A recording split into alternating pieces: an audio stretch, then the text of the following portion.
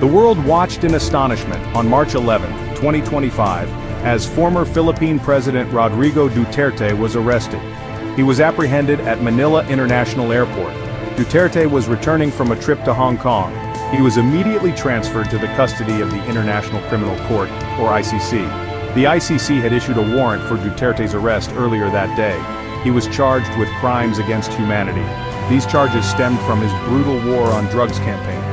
This campaign took place during his presidency from 2016 to 2022. Duterte appeared confused and agitated during the arrest.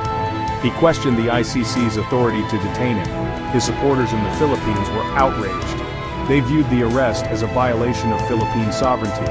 Duterte's legal team denounced the arrest as unlawful. They vowed to fight the charges against him. The arrest sent shockwaves through the Philippines and the international community. It marked a pivotal moment in the fight for accountability for human rights abuses. Rodrigo Duterte rose to power in 2016 on a promise to eradicate drugs in the Philippines. His war on drugs campaign was highly controversial from the outset. It was characterized by widespread extrajudicial killings and human rights violations. Duterte encouraged police and vigilantes to target suspected drug users and dealers. He promised immunity from prosecution. Thousands of people were killed in the bloody crackdown. Human rights groups accused Duterte of inciting violence and crimes against humanity.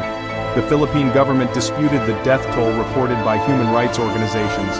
They claimed that many of the killings were the result of legitimate police operations or turf wars between drug gangs. However, evidence gathered by human rights groups and international observers painted a different picture.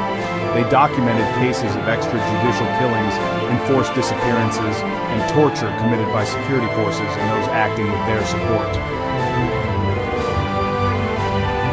The International Criminal Court, or ICC, opened a preliminary examination into the situation in the Philippines in 2018.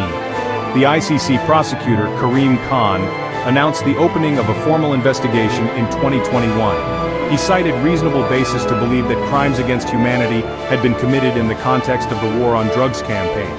The Philippines withdrew from the ICC in 2019. Duterte argued that the ICC was biased against developing countries. He vowed that he would never be tried by the court. However, the ICC maintains jurisdiction over crimes committed during the time a state was a party to the Rome Statute. The ICC issued an arrest warrant for Duterte on March 11, 2025. The warrant was unsealed after his arrest at the Manila airport. The charges against him include murder, torture, and other inhumane acts. The ICC's decision to issue an arrest warrant for a former head of state is a rare and significant event. It sends a strong message that even those in positions of power can be held accountable for their crimes. The arrest of Rodrigo Duterte sent shockwaves throughout the Philippines and the international community. Human rights groups hailed it as a victory for justice. They praised the ICC for taking a stand against impunity. Amnesty International called the arrest a landmark moment for accountability. Human Rights Watch described it as a wake-up call to leaders who think they can commit atrocities without consequences.